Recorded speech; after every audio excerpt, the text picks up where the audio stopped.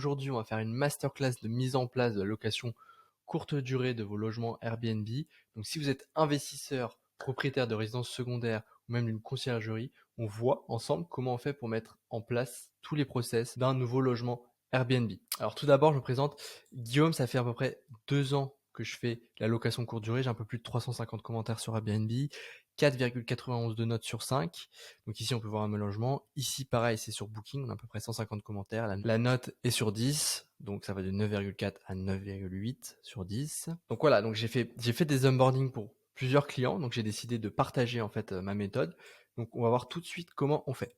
Alors, tout d'abord, la première étape, c'est l'aménagement du logement. Mais avant ça, vous avez signé le contrat avec votre investisseur, avec le propriétaire du logement. Et ensuite, une fois que c'est signé, que vous pensez que ce logement, il peut faire de l'argent, il peut être intéressant, que tout est en règle, là, vous allez commencer l'aménagement du logement. On commence par, au début, on va être dans les trucs les plus efficaces et les plus urgents à faire, c'est la domotique. Il va falloir prendre une serrure connectée, soit une boîte à clés, soit une serrure connectée. Moi, je suis beaucoup plus adepte des serrures connectées.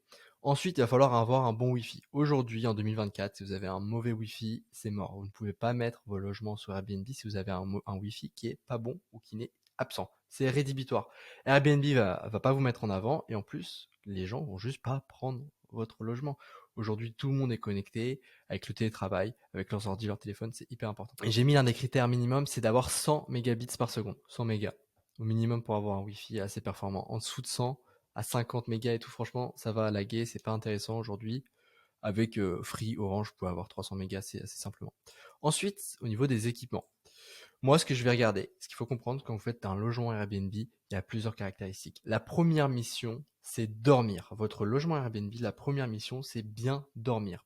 La deuxième, c'est avoir une bonne cuisine équipée, pouvoir se faire à manger. Donc c'est pour ça que je vais aller tester le matériel, je vais aller voir si il est conforme, si c'est neuf, si c'est agréable, même je vais tester en fait le produit. Donc je vais voir s'il faut racheter ou pas des meubles. Ça, c'est important de le savoir. Ensuite, je vais faire une liste de tout ce qu'il y a à acheter en literie. Ce qu'il faut savoir, c'est qu'il faut au minimum, par lit, il faut 3 sets. Donc un set de lit, c'est quoi? C'est thé d'oreiller, housse de couette, drap housse, serviette de cheveux, serviette de bain, bref. Ça, c'est un set en entier et il en faut 3. Pourquoi 3? Un où la personne est en train d'utiliser, un qui est en train de laver et un de secours. 3 sets minimum. Ensuite, il faut tout ce qui est sécurité, ça c'est la base. Il faut avoir une minutreuse de secours, un extincteur, détecteur de fumée, caméra extérieure si possible, ça peut être vraiment intéressant même pour vous, pour le propriétaire, pour voir comment fonctionne le logement. Pour 100 euros, vous pouvez mettre une caméra Google Nest, moi c'est ce que je fais. Et ça, c'est basique, c'est hyper important et c'est quasiment obligatoire. Bon, et détecteur de fumée, c'est obligatoire, mais extincteur et trousse de secours, c'est important de le mettre parce que le référencement sur votre annonce Airbnb Booking sera mis en avant. Ensuite, objet utilitaire. Comme je vous ai dit, la première mission, c'était bien dormir. La deuxième mission, c'est aussi être bien équipé, bien manger, c'est la cuisine. Il faut avoir une cuisine qui est hyper bien équipée. Que ça passe par les couverts jusqu'à la cafetière, la bouilloire, bref, peu importe. Le grille-pain.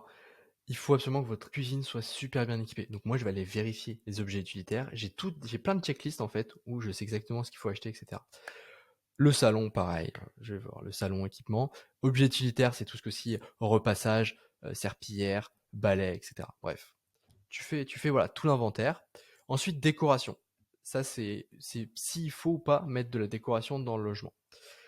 Ce qu'il faut comprendre, c'est que 50% du taux de clic et des réservations se font uniquement sur les photos. C'est-à-dire que les gens ne regardent pas votre annonce. 50% des gens ne regardent pas la description de votre annonce. Ils ne regardent pas si c'est bien équipé. Ils se vont qu'avec les yeux. Donc, ça passe par l'équipement. Donc, visuellement, il faut qu'ils voient que ça soit bien équipé, etc. Et surtout, la décoration. Vous avez beau avoir des très belles photos, mais si votre décoration, elle donne pas envie, vous perdez 50% de chiffre d'affaires. C'est aussi simple que ça. Donc comment on fait? J'ai un process très rapide. Je ferai une vidéo explicative en entière sur comment faire de la décoration. Assez simplement, il faut contacter soit des startups, soit des décorateurs d'intérieur. Il va vous faire des photos, des plans 2D, 3D, il va vous faire des photos. Il va vous faire une liste des achats à faire. Vous les achetez. Ensuite, la livraison. La livraison, vous avez deux choix. Soit vous le faites livrer directement dans votre logement et vous êtes là, vous le réceptionnez. Soit vous le faites livrer chez votre bricoleur et votre bricoleur ira faire le montage. Montage bricoleur. Hop, vous avez votre déco. Comment le faire à distance et le faire en parallèle. Une fois que vous avez fait tout l'aménagement, on va passer à la deuxième étape qui est la logistique. Et là, ça c'est très important. Et moi, ce que je fais souvent, en fait, j'accepte pas tout le temps des logements. Je regarde si le logement est propice à faire de la location Airbnb, si la logistique va tenir la route. Si vous avez un appartement qui est à Paris, au 5e étage, qui a pas d'ascenseur, où il y a une copropriété, où l'appartement est hyper petit, il n'y a pas moyen de mettre une armoire, il n'y a pas moyen de mettre un sèche-linge, un lave-linge ou ce genre de truc, ou niveau logistique c'est très compliqué, je prends pas l'appartement. Je le refuse. Il sera beaucoup plus apte à être en longue durée qu'être en courte durée. Je sais qu'on a énormément de modes qui disent oh l'Airbnb c'est super bien, tu peux faire x4, x3, x4 par rapport à la longue durée, ce qui est vrai. Par contre, il faut penser à la logistique, il faut penser à tout ce qu'il y a autour. C'est beaucoup plus de prise mentale, beaucoup plus de process, beaucoup plus de rigueur que la longue durée. La longue durée, on reçoit juste la longue durée pour pas se planter. Il faut juste choisir le bon locataire. Il y a un énorme filtre sur le locataire sur la longue durée. Mais ensuite, il paye une fois par mois, terminé. Tu reçois ton virement. Ensuite, on va commencer par la team. Je sais, j'ai déjà fait des vidéos par rapport à ça, mais c'est important de voir ça. Je vais commencer par recruter des prestataires de ménage. Je vais faire une vidéo masterclass explicite sur ça. Je vous inviterai à la voir si elle n'est pas encore sortie. Mais je vais recruter les prestataires de ménage, je vais recruter un bricoleur. Le bricoleur qui va permettre de faire la maintenance et s'il y a des cautions, s'il y a un incident. Le ménage, comment ça s'articule, c'est état des lieux, ménage, réassort, c'est en 3 étapes. Ça, c'est une prestation entière. Un T2, en général, c'est 1h30. Un T3, c'est 2 heures. Un T1, c'est 1 heure. Donc voilà comment ça fonctionne. Donc la team, c'est super important. Ensuite, il y a le lavage des sets de lit. Ça, il faut y penser. Comme je vous ai dit, on pense à la logistique avant de prendre un logement Airbnb. C'est pour ça qu'il faut avoir une méthode qui soit réplicable et qui fonctionne. Vous avez 3 possibilités. Soit vous passez par une société externe. Il y a 2 problèmes à cela. Le premier problème, c'est que c'est super cher. C'est 7 euros par lit. Donc si vous avez un T3, vous êtes déjà à 14 euros par prestation.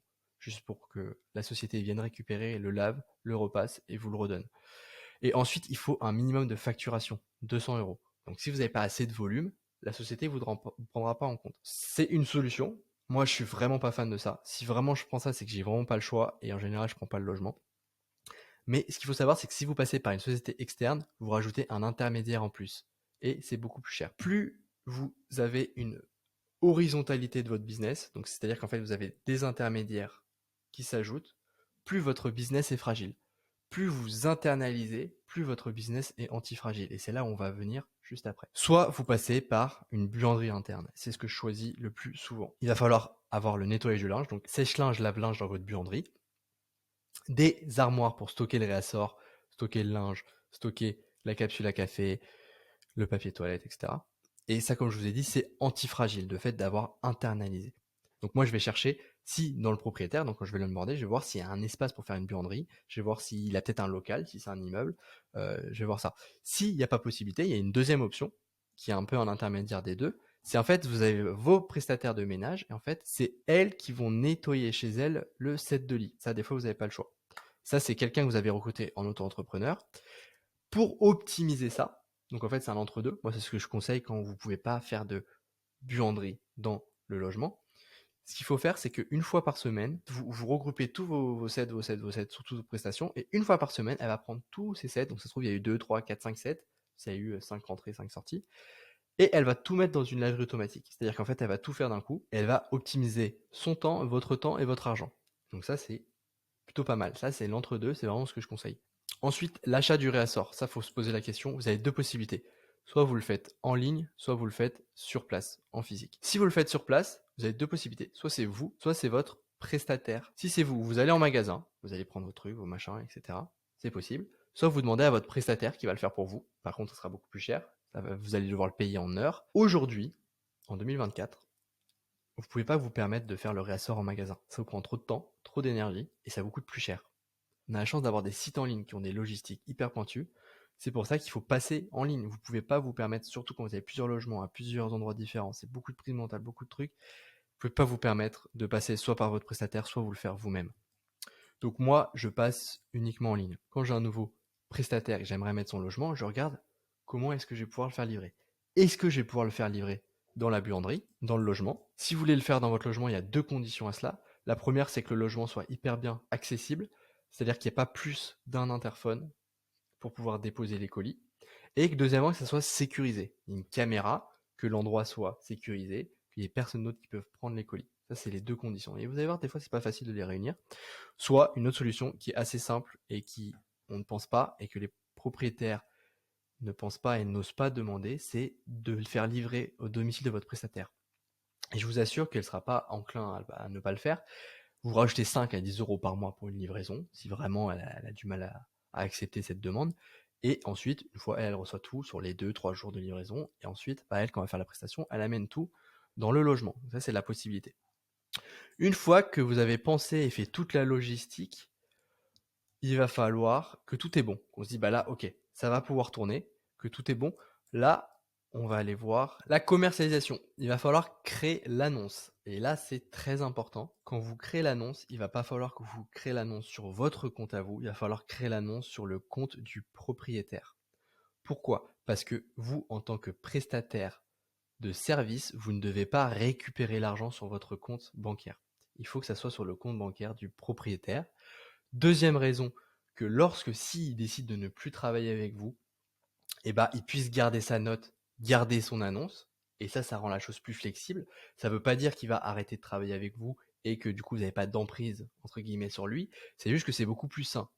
Et en fait, ça montre une certaine confiance entre les deux prestataires, c'est que ok, il n'y a pas de souci, c'est vous qui récupérez tous les avis, c'est vous qui récupérez un peu toute la preuve sociale de notre travail, mais en retour, par réciprocité, et parce que vous faites du bon boulot, il n'y a pas de raison, il va continuer à travailler avec vous. Donc c'est hyper important aux yeux de la loi de ne pas récupérer l'argent sur son compte à soi, et en plus de créer l'annonce pour le propriétaire, il sera beaucoup plus enclin, il va y avoir une sorte de vision beaucoup plus long terme. Vous voyez, il bâtit quelque chose, il construit quelque chose. Ensuite, ça va commencer par les photos. Il va falloir prendre des très bonnes photos. J'ai déjà expliqué dans une vidéo, mais c'est très important de le comprendre. 50% du taux de clic est sur les photos. Donc il faut avoir des très très bonnes photos. Décoration, pareil, j'en ai parlé au tout début de la vidéo. Donc tout se joue, 50% de votre annonce se joue sur les photos. Ensuite, il y a la description. Description, c'est important. Sur les 50 personnes autres qui regardent en plus des photos, regardent l'annonce, il va falloir faire une bonne description. Aujourd'hui, on a la chance d'avoir des outils comme ChatGPT, des IA qui sont très très bons en copywriting, en marketing, pour rendre les choses simples, explicites, claires, concises, et ça vous permet de faire des énormes descriptions hyper optimisées, hyper pointues, hyper claires. Utilisez des emojis, l'être humain est aussi très visuel, il aime bien l'écrit, mais il aime aussi avoir des trucs visuels, donc il faut le rajouter. Ici, je vous ai mis un exemple. Je vous ai mis un exemple de description pour un de mes logements, vous pouvez mettre en pause. Ensuite, sur tout ce qui est référencement, donc c'est le SEO, c'est ce qui permet d'avoir une part d'impression de votre annonce, c'est ce qui fait que Airbnb par exemple va mettre en avant votre annonce. Je vais essayer d'être le plus clair, le plus concis. Il y a les équipements. Plus votre logement est équipé d'aspirateurs, de serpillères, d'étendoirs à linge, de fer à repasser, de sèche-cheveux, bref, plus il est équipé, plus il considère que le locataire va passer un séjour agréable. Donc il va le mettre en avant, donc il y a plus de chances que vous ayez des bonnes notes. Donc il va le mettre automatiquement en avant, même si vous n'avez pas de notes. Ensuite, il y a le titre de l'annonce. Là, je vous ai mis un exemple. Ici, par exemple, on sait tout de suite ce que c'est. Superbe, pour ajouter un titre un peu, pour ajouter du contenu un peu amélioratif, vous pouvez mettre magnifique, splendide, élégant. T2, spacieux 50 mètres carrés. Pourquoi j'ai mis le mètre carré? Parce qu'un T2 de 50 mètres carrés, c'est pas commun. C'est ordinaire, ça sort de l'ordinaire, c'est très grand, un T2 de 50 mètres carrés. Donc c'est pour ça que je l'ai mis. Spacieux, parce que c'est très grand.